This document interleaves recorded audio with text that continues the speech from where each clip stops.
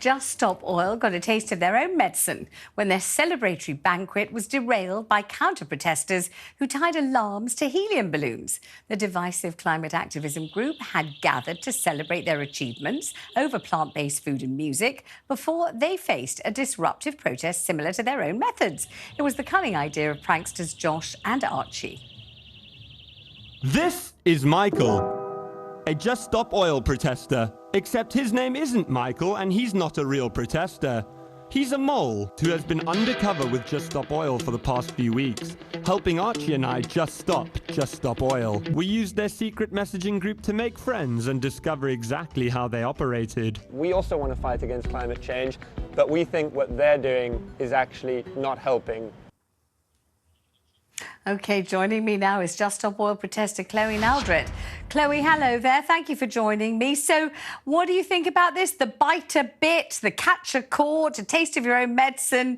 And they were essentially balloons with rape alarms on the inside that exploded to cacophonous shrieks during this celebratory dinner.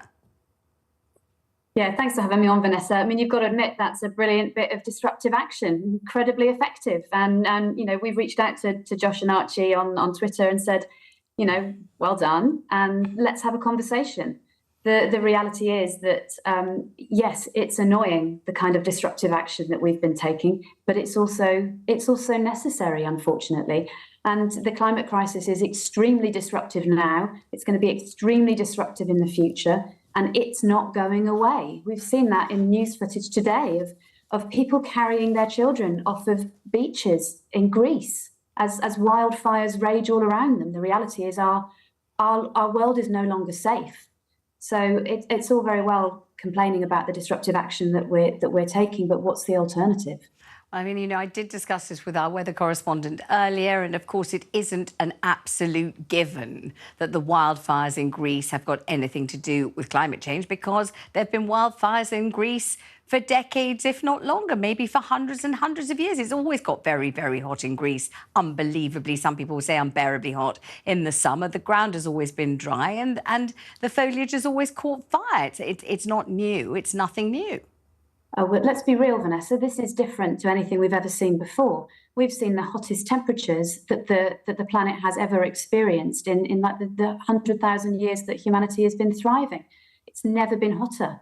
Those wildfires, yes, there are wildfires that happen in parts of the world, but what the scientists are saying very clearly is that the heating of the planet that we're doing by putting oil and gas emissions into our atmosphere and creating this blanket of pollution, which is trapping heat inside our atmosphere, that means that these events like wildfires, like floods, like droughts, are becoming more frequent, and the magnitude of them is becoming much more severe. I'm afraid that's just proven science. I'm afraid that's evidence. Chloe, and that's data. I must just remind you that your pranksters called what they did Just Stop Beeping Everyone Off. So they were hijacking your name, Just Stop Oil, and using it in a way to say, I mean, I suppose fairly gently and not aggressively, but come on, give over. You've annoyed everybody long enough.